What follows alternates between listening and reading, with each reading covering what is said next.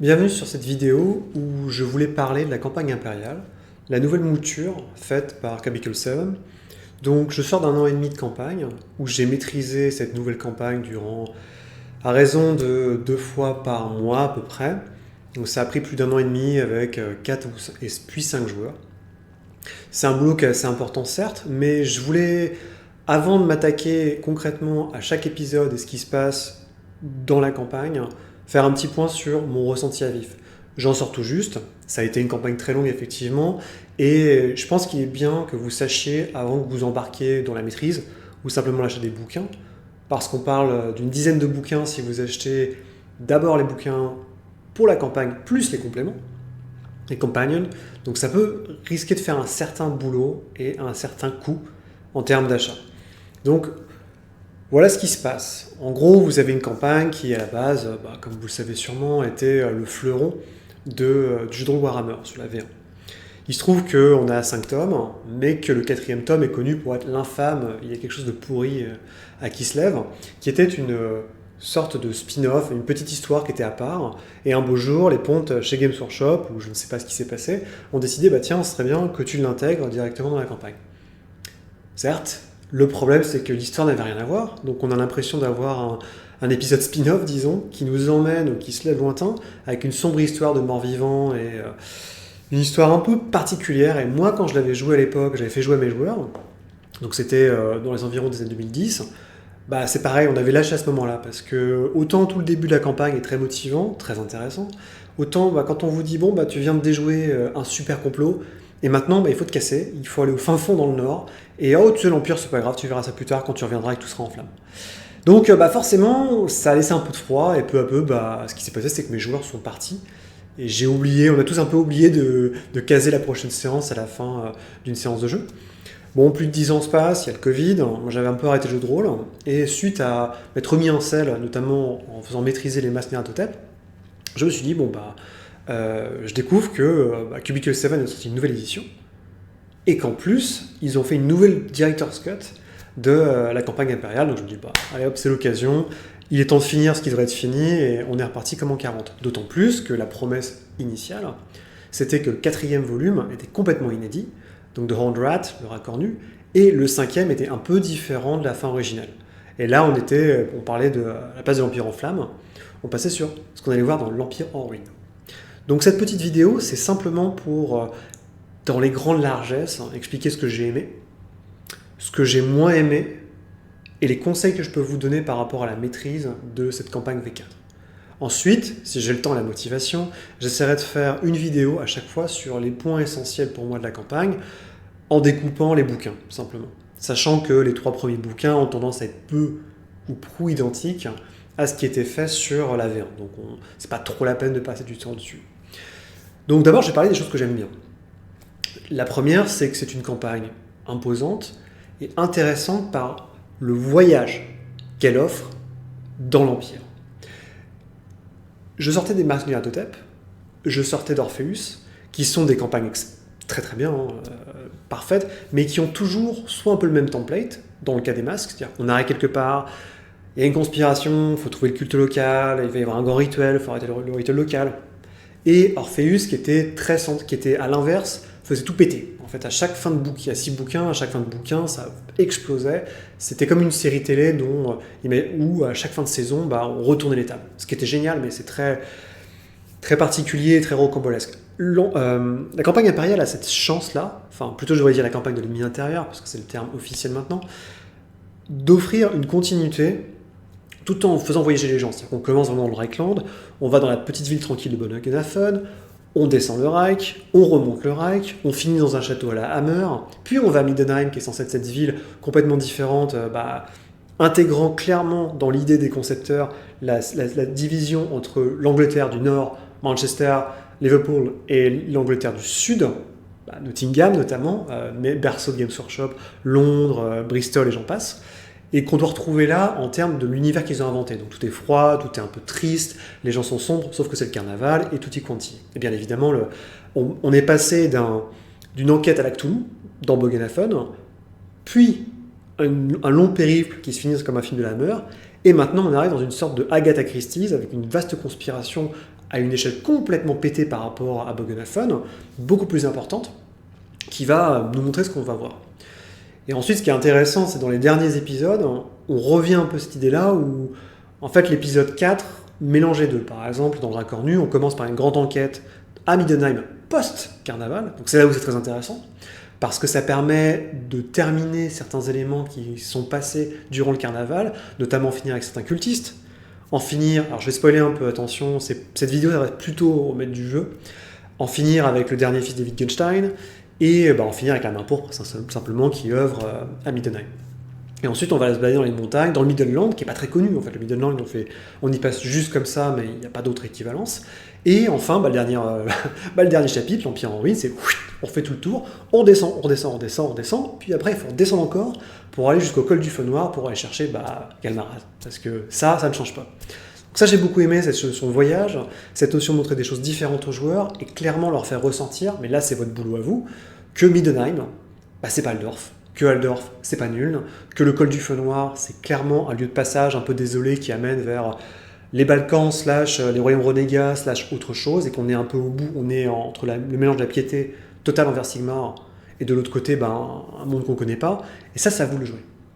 Et ça, je trouve que ça a été plutôt bien ressenti avec mes joueurs, où on passe un peu d'un empire générique à Middenheim, où là, peu à peu, on passe quand même quasiment 2 scénarios, enfin, il y a 2 morceaux de la campagne, où on va intégrer Middenheim, ses coutumes, ses croyances ulricaines, et donc quand on va revenir au sud, quand on va revenir à Aldorf, ça va faire bizarre. Et en plus, on a tendance, plus ou moins, pour les joueurs en tout cas, à être du côté de Middenheim, du Graf, des Todbringer, parce que on a passé leur temps à leur sauver leur cul, on a passé leur temps à bosser avec eux, on s'est enquiquiné de pas mal d'opportuns là-bas, et donc on est vu là-bas comme des héros, alors qu'au sud, on est vu comme des pecnos. Ça, c'est le premier point que j'ai beaucoup aimé dans cette campagne, que j'ai ressenti, que mes joueurs m'ont fait ressentir comme feedback. La deuxième chose que je trouve très intéressante, et ça c'est entièrement personnel, donc vous aurez peut-être pas ce feeling, c'est que par essence, Warhammer, comme un jeu par exemple français, est inspiré, qu'on le veuille ou non, parce qu'on vécu littérairement les gens de Games Workshop et les gens qui ont écrit la campagne. Et l'une des inspirations majeures qu'on ne peut pas éviter en Angleterre, vous allez me dire, il y a Shakespeare, oui certes, mais surtout c'est Dickens. Et moi je le pense, parce que Dickens, qu'est-ce que ça raconte ? Les romans de Dickens, donc c'est des bouquins sur l'ascension sociale dans un milieu extrêmement hostile où des jeunes ambitieux ou des jeunes naïfs se retrouvent confrontés à toutes les horreurs du monde. Warhammer, encore une fois, on commence, on est pecno, on a les genoux dans la boue, et petit à petit, en changeant de carrière, en changeant de choses, pensez à David Copperfield, qui change tout le temps, qui commence à empaqueter des bouteilles, puis après il bosse chez un avocat, et ça bouge toujours, vont commencer à gravir les échelons. Et pendant cette espèce de difficile ascension qu'ils ont socialement, psychologiquement, même de manière pécuniaire, ils vont rencontrer des gens tout au long de leur route, donc il y a des gens très hostiles, mais il va y avoir surtout des personnages loufoques, complètement dingos, qui eux aussi vivent à côté de la société, par petits bouts, qui ont des traits de caractère extrêmement positifs, mais qui sont farfelus d'un côté. Et à la fin, forcément pour triompher quelque part de l'adversité, le protagoniste va se retrouver avec ces gens un peu loufoques qu'il a croisés sur sa route, il va les retrouver, et ça va être une sorte de grand voyage initiatique. Et ça, je pense que Warhammer, c'est ça. Warhammer, concrètement, c'est quoi ? Vous avez des gens qui commencent ras des pâquerettes, mais pas comme dans Donjon qui vont monter de pouvoir. La question, c'est pas le pouvoir, puisque si vous finissez, en gros, si vous prenez une classe d'artiste et vous montez, vous n'êtes pas forcément, vous n'allez pas être le roi de l'épée. Mais l'idée, c'est qu'en fait, on a dépassé ses contraintes sociales, dépassé son statut initial pour devenir une sorte de héros, mais uniquement par l'entraînement de tous les PNJ sympatoches qu'on a croisés sur la route. Ce sera le bon docteur Malthéus, ça va être les Ulric, ça va être des prêtres ulricains plutôt sympas, ça va être ça peut être l'herboriste Sylvia Rakenstein. Il y a plein de gens en fait que vous êtes censés croiser et recroiser plus tard dans l'histoire, qui, à mon avis, font tout le sel de votre ascension sociale. Parce que quand vous les retrouvez et que vous êtes grand prêtre, que vous êtes, chevalier, que vous êtes noble, baron, que sais-je, c'est pas du tout la même saveur. Et c'est surtout qu'après avoir passé 1 an et demi de jeu, cet aspect-là est très important. Et c'est quelque chose que permet la campagne impériale. Parce qu'il y a beaucoup, contrairement au masque de l'Artotep, où on fait très peu d'allers-retours, tout au long de la campagne impériale, On va faire Altdorf, Middenheim, Nul, tac tac tac, on passe partout. Donc c'est l'occasion de croiser et de recroiser tous les PNJ que vous avez créés, que vous avez utilisés pendant la campagne. Et ça, je pense que c'est super important, c'est quelque chose qui est clairement dans la volonté des concepteurs. Et je pense que c'est vraiment un aspect sur lequel il faut vraiment travailler parce que c'est super important.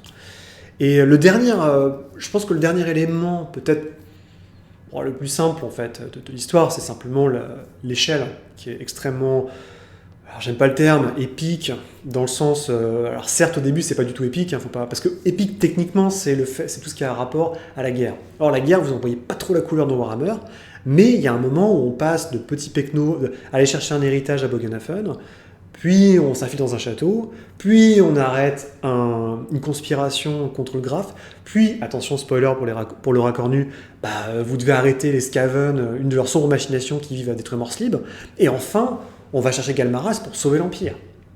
Et ça, c'est quand même très fort au niveau de l'escalade des enjeux qui montent à chaque fois. C'est quelque chose que j'ai retrouvé aussi un petit peu dans Orpheus à la lecture, mais pas forcément dans les Madian Artotep où tout de suite on se dit wow, il va y avoir un truc gigantesque qui va tomber sur la gueule. Mais ce qui est bien, c'est que c'est gradué. Et ça va forcément de pair avec la graduation d'expérience que vos joueurs peuvent accumuler. Dans les choses que j'ai moins aimées, et c'est là où il faut revenir un petit peu sur l'historique de l'éditorial chez Cubicle 7, c'est les intentions confuses et disparates. Je m'explique. Quand Warhammer 4 a été conçu, il a été conçu par une équipe assez hétéroclite, utilisant à la fois des gens de la V1, comme Graham Davis, donc, qui était l'écrivain initial, l'écrivain principal de la campagne impériale, et des petits jeunes, comme un gars qui s'appelle Andy Lau. Donc Andy Lau, qui est cartographe, il fait beaucoup de cartes de jeux de rôle, qui avait commencé à bosser sur Warhammer 2, avec sa femme bossait à Cubicle 7. Il est clair qu'il avait une idée dans sa conception de ce qu'allait être la campagne impériale. Et en fait, il s'est barré. Il y a eu un bisbille entre lui et les gens de Cubicle 7, donc il a dit fuck it, il est devenu indépendant. Et Graham Davis, qui était un peu le parrain de cette campagne, puisque c'est censé être une director's cut, donc censé être une campagne telle que Graham Davis l'aurait voulu, mais qu'il n'a pas pu avoir à cette époque-là. Et Graham Davis s'est barré vers juste avant le pouvoir d'aller au trône. Et visiblement, de ce que je pouvais lire, notamment sur le blog Awesome Lies, qui est un blog de grognard en anglais sur Warhammer, c'est pas super bien passé. Donc j'ai pas les tenants et les aboutissants, très clairement je m'en fiche. C'est pas... Moi ce qui m'intéresse c'est le jeu, c'est pas la popote, c'est pas le drama, c'est pas le gossip. Mais on sent qu'en fait, au tout début, donc les 3 premiers épisodes sont exactement copie conforme comme la vieille version des cartes. Et après ça change. Donc le racornu c'est encore une fois quasiment le racornu c'est particulier parce que la première partie du scénar c'est vraiment les conséquences du pouvoir d'aller au trône. Et la fin, sur les Skaven, c'est vraiment un truc un peu original, qui constitue une grosse menace, mais qui n'est pas forcément lié à toute l'histoire de la main pourpre, de ce qui se passe en fait en fond dans l'Empire. Et ça, je pense qu'il faut le concevoir, et ça se voit vraiment dans le dernier épisode. Parce que dans l'Empire en ruine, attention, encore une fois, je vais spoiler, mais maintenant vous le savez, dans l'Empire en ruine, ce qui se passe, c'est que le méchant, c'est Gideon. Donc Gideon, c'est un petit démon qui est le maître d'œuvre du grand rituel à Bogenhafen. Donc, en fait, le truc que vous essayez d'empêcher au tout début de la campagne, qui est à l'échelle d'une ville, va se reproduire grosso merdo à l'échelle de l'Empire. Et c'est Gideon qui est à l'œuvre là-dessus. Sauf qu'en fait, quand vous y réfléchissez, vous vous dites, attends, si vous mettez à la place des joueurs, les joueurs, ils ont joué avec vous pendant 1 an, 2 ans, 3 ans, vous les remettez face au fait de dire « Ah, au fait, tu sais, t'es en train d'être manipulé pour invoquer un gros démon de la mort qui tue. Galmaras, il faut le ramener, mais en fait, il faut pas le ramener parce que si tu le ramènes, ça crée ça va faire que le démon va apparaître. » Ça, j'en reparlerai dans une vidéo ultérieure. Mais voilà, il faut partir du principe que Galmaras permet l'invocation du démon, ce qui est un peu paradoxal, mais bref. Et tout ça, toute cette histoire est orchestrée par Gideon.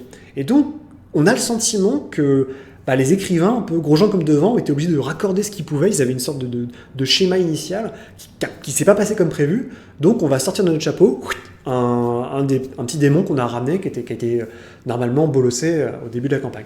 Et ça se sent. Vraiment, je suis sûr qu'il y a plein d'idées, il y a plein d'éléments où on voit que c'est pas raccordé, ils n'ont pas raccordé leur violon. Après, ça passe. Mais c'est un peu dommage, je trouve. L'autre point négatif, et celui-là, je trouve un peu dégueulasse, c'est que, comme je disais, la campagne est évolutive. Plus on monte dans la campagne, plus elle monte. Plus les enjeux sont forts. Sauf que le problème, c'est qu'il n'y a pas beaucoup de PNJ, en fait. Quand vous regardez dans la campagne, récurrent, ça va être des petits bonhommes, ça va être, comme je parlais, en fait, c'est les sympathiques PNJ qu'on va recroiser, un peu loufoques, un peu tarés. Ça va être le docteur Malthéus et sa horde de son zoo ambulant. Ça va être, par exemple, les acolytes du frère Marcus, qui sont des Sigmarites un peu gogol. Ça va être des gens que vous appréciez, ça va être Joseph sur le Bérébéli. C'est ces types-là que vous allez recroiser. C'est pas des gens importants, mais c'est des gens auxquels vos joueurs vont s'attacher naturellement parce que ça marche comme ça. Mais par contre, ce qui se passe dans le tome 5, c'est qu'on vous dit, bon bah ok Coco, maintenant ça va devenir politique, t'as des enjeux, donc au début du bouquin, il y a une vingtaine de pages qui décrit tous les personnages PNJ importants que vous allez rencontrer dans cette partie-là, et on vous dit, ah bah en fait, parmi ces... Donc ça va être l'empereur, ça va être le Thégoniste, ça va être l'assistant du grand Thégoniste, ça va être la Rurik, ça va être tous les Todbringers, ça va être l'entourage de l'empereur, ça va être des militaires, ça va être les méchants, et c'est très dense, très très dense. Donc le truc c'est que si vous n'avez pas lu le tome 5 quand vous commencez la campagne, il va falloir que quand vous arrivez, imaginons vous avez acheté au fur et à mesure, vous jouez le volume 1, vous jouez le volume 2, vous jouez le volume 3, vous jouez le volume 4, vous arrivez au volume 5, et ben vous allez devoir introduire une quinzaine de personnages qui sont tous super importants. Et alors, je peux vous garantir que même mes joueurs qui prennent des notes, eh ben, ils auraient galéré. Moi, ce que j'ai fait, mais je suis un petit malin, c'est que j'ai acheté en anglais, je joue que en anglais, je lis que en anglais, j'avais les PDF. Et heureusement, j'ai récupéré le PDF du 5e volume au moment où j'étais en train de finir les Nids dans l'ombre. Donc pour moi, c'était facile, goutte à goutte, d'introduire tout le monde. J'ai un Sigmarite dans le groupe, je vais introduire le grand capitulaire, Volkmar. J'ai, je sais pas moi, par exemple, j'ai un magicien qui n'est pas officiel, qui veut avoir une licence de magie, je le fais rencontrer les espions. Et ainsi de suite. Et comme ça, je permets de déléguer des choses et que ça passe beaucoup mieux. Mais encore une fois, je trouve que c'est un peu salé comme addition. C'est-à-dire que si vous devez tout balancer à vos joueurs à la fin, c'est un peu dur. Et le troisième élément que je trouve un peu dommage dans cette campagne, c'est plus par rapport au bêta-plot. C'est-à-dire que si vous la jouez comme ça, en fait, comme vous le savez, dans Warhammer 4, en tout cas c'est sorti en français, dans la boîte d'initiation, il y a toute une sorte de contexte par rapport à la chute d'Uberstrike. C'est-à-dire qu'il y a une ville qui s'appelle Uberstrike, qui est située dans le Reichland, dont la famille régence a été déposée par l'empereur.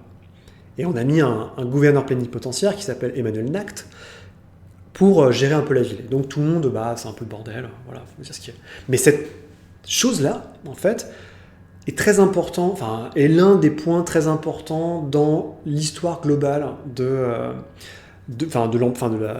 la campagne impériale. Donc si vous ne le jouez pas, ou si vous ne l'avez pas lu, ou si vous ne le comprenez pas, ça va vous ralentir. Parce que pendant tout le dernier acte, on va vous dire « Ah, dis donc, c'est super !» Pendant même toute la campagne, on va vous dire « C'est super important, les Jungfraud, ils se sont fait déposer à Uberstrike, c'est pas bien. Emmanuel Knacht, on sait pas ce qu'elle fait, c'est bizarre, elle est toujours à Uberstrike alors que c'est une espionne et qu'elle devrait être à Altdorf. » Et là, mon gars, vous allez vous marrer, quoi. C'est vraiment des choses, encore une fois, il faut tenir compte, peut-être pas du métaplot, mais au moins distiller ces informations au fur et à mesure. Alors, il y a quelques encarts, je ne veux pas faire l'avocat du diable, il y a quelques encarts qui sont présents tout au long de la campagne, mais c'est quand même très très rare. Et encore une fois, je trouve que le système qui est hérité de la V1 avec les ragots, c'est-à-dire que vous avez une page de ragots par ville où vous avez à chaque scénario, c'est bien, mais c'est pas top, quoi. Enfin, je veux dire, c'est bien pour faire un jet aléatoire de ragots, mais pour le reste, bon, c'est pas non plus ultime pour un maître du jeu, pour qu'un maître du jeu travaille avec ces éléments-là. Enfin, moi, c'est personnel parce que à chaque fois, je le rappelais à mes joueurs, ouais, les Jungfraud, machin, c'est super important, mais un endroit où ils sont jamais allés, qu'ils ont jamais vu, alors peut-être vous pouvez jouer la campagne après avoir joué la boîte d'initiation, mais ça fait déjà un truc assez costaud. Sachant qu'en plus, les mecs dans la boîte d'initiation commencent assez costauds, donc ça peut être, faut faire attention par rapport à ça. Mais c'est vraiment des éléments, j'aurais aimé même un PDF par exemple, pour récapituler un petit peu tout ça, comme ils font pour Sibarum par exemple, où ils disent, voilà, ça c'est ma campagne, ça c'est les chapitres, ça c'est les PNJ importants, ça c'est ce qui va se passer, sans rentrer dans les détails bien sûr, pour vendre votre campagne, mais au moins un petit schéma récapitulatif, parce que à l'heure d'aujourd'hui, c'est un peu le foutoir. Donc, très succinctement pour rappeler, moi je dirais, donc il y a 5 chapitres. Le 1, le 2, le 3, vous les connaissez. Le 1, c'est sympa, c'est une très bonne introduction, il est assez court. Le 2, il est très long et c'est un voyage. Le final peut être assez mortel avec un château. Le troisième, c'est une grande enquête façon Cluedo. Plus intéressant, le raccord nu. Donc le raccord nu, comme j'expliquais, c'est moitié enquête dans Middenheim. Super enquête, très très bien foutu, très libre. Ils ont repris en fait tout un système où il y a des pistes qu'il faut élucider, vous avez tant de jours pour les élucider, vous pouvez augmenter la deadline d'ailleurs si vous le souhaitez, et vous faites comme vous voulez, dans l'ordre que vous voulez, c'est super freeform, c'est très très bien. Et la deuxième partie, c'est un voyage dans le Middenland jusque dans les montagnes, avec un final assez énorme et épique. Ça y est, j'ai encore utilisé ce terme, que je vous conseille, qui est vraiment chouette. En plus, ça parle de Skaven, mais complètement différent de Terra Talaboy. Et le dernier, dans le chapitre, l'Empire en ruine, c'est particulier parce que ça, voilà, on sent que c'est pas que c'est torché, mais il y a un besoin de rafistoler toute l'intrigue qui bouffe, clairement qui bouffe le truc. Où on sent que tu serais MJ, on te dirait voilà ce qui va se passer, faut choper le marteau, faut le ramener, point. Moi, ça me suffirait. Je vais vous expliquer pourquoi, parce qu'en fait, il y a tellement de choses que vous avez développées en l'espace de 4 scénarios que rajouter une surcouche, c'est un peu lourd, quoi. Et surtout, on rencontre plein de PNJ, des PNJ qui sont pas super importants des fois, mais ils ont des noms à rallonge, il y a des paramilitaires, il y a des dîners, il y a des galas, et à chaque fois, c'est sur le système de rude journée, dure nuit, c'est-à-dire qu'on vous dit, voilà ce qui se passe, heure 1, heure 2, heure 3, et ça dépend ce que font tes PJ, quoi. Et là, je trouve que c'est un peu... Il y en a 2, en fait, Non, il y en a 3, je dis pas de bêtises, dans le dernier chapitre, et c'est un peu dur, c'est quand même un peu dense. Après, il y a des vrais morceaux de bravoure, qui sont un peu repompés à droite à gauche d'éléments divers. Il y a la bataille du Rocher Saint-Tillon, qui était un scénar, je crois, dans la version Hogshead de la première, qui est très très bien.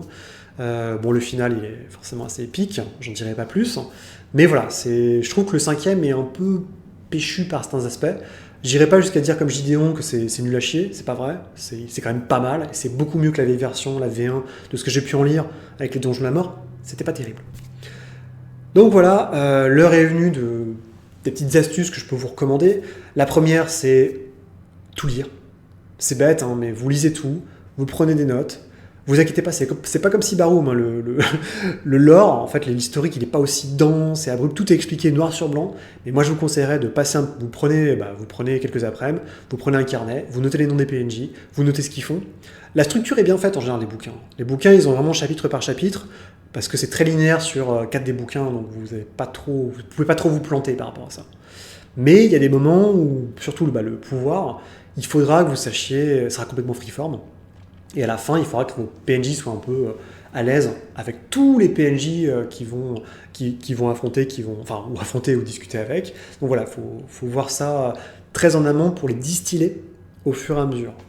Moi, je serais vous, même si c'est pas très jeu, je mettrais des endeavors. Donc les endeavors, c'est les breaks, les moments où vous dites, par exemple, vous attendez un bateau à Aldorf, vous avez une semaine d'atelier à Aldorf, tant pis, ça nique un peu le calendrier, mais ça permet aux joueurs, ça vous permet à vous que les joueurs n'aient plus d'argent, ce qui est toujours pratique, mais surtout ça permet aux joueurs de faire autre chose. C'est-à-dire que, par exemple, s'ils veulent changer de carrière, s'ils veulent, apprendre une nouvelle arme, forger un truc, c'est bien. Et il y a pas mal d'endroits en fait dans le jeu où vous pouvez faire ça, notamment quand à chaque fois que vous allez arriver à Aldorf, ou que vous repartez d'Aldorf. Il y a des breaks à Middenheim aussi. Moi, donc, des moments pour faire des endeavors dans le jeu, j'en ai mis 5 ou 6. Donc il y a un peu de marge. Moi, c'est ce que je vous conseille personnellement. Après, vous faites comme vous voulez. Mais ça permet de faire un petit break et un moment de méta-jeu sympathique. Au niveau de l'XP, alors moi j'étais très frugal, très très très frugal. Vous pouvez, si vous le souhaitez, suivre les recommandations qui sont données dans le bouquin.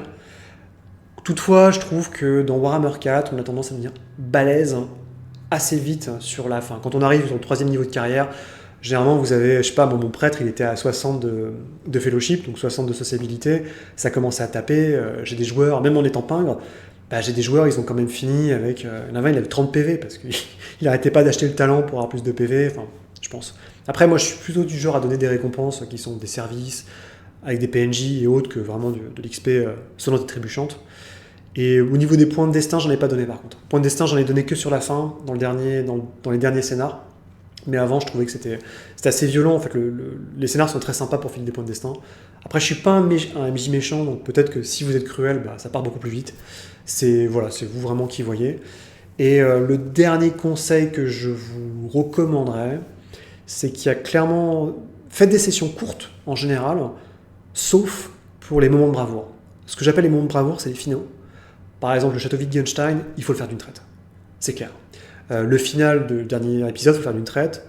Karakskig, donc le final du Roi Cornu, il faut le faire d'une traite. C'est pareil pour la dernière nuit du carnaval. Il y a des moments où il ne faut pas s'interrompre, parce que si vous vous interrompez, ça casse le break, le flow, et c'est un peu dommage. Voilà, donc j'espère que ce bref tour d'horizon de ce que j'ai pu retenir de la campagne impériale, de mon année et demie à jouer, vous a plu. J'essaierai de faire d'autres vidéos beaucoup plus spécifiques sur les différents éléments de la campagne, que ce soit au niveau de ce que j'ai utilisé au niveau musique, que les différents scénars, comment ils se déparpillent, les PNJ, je pense que c'est assez important, j'en ai beaucoup parlé, mais que je fasse un tour d'horizon en fait, de tous les PNJ importants de la campagne, parce qu'il y en a un paquet. Il y en a qui sont plus ou moins importants, et comme je disais, il y en a, si vous les butez au début de la campagne, vous les avez plus à la fin. Donc c'est un peu con, parce que quand on vous dit hey, « Salut, tu te rappelles de ce PNJ ?» il faut qu'ils reviennent. Bon, vous êtes là, ouais, super. Et ça, c'est pas top. Et surtout des compagnons, je voudrais beaucoup parler des compagnons, parce qu'autant les deux premiers sont un peu... c'est beaucoup de choses qui ont déjà été dites et redites dans la V1. Autant après, il y a des choses pas mal, il y a des nouveaux scénars. Dans Le Pouvoir derrière le trône, il y a des nouveaux PNJ, donc il y a de quoi faire. Il y a 2-3 scénars, il y a une mini-campagne, qui est la campagne du Gravelord, donc le Seigneur des Tombes, qui très polarisante. Il y en a certains qui vont adorer, d'autres pas du tout, qui est composé à la fois de vieux scénars de la V1 et de nouveaux trucs.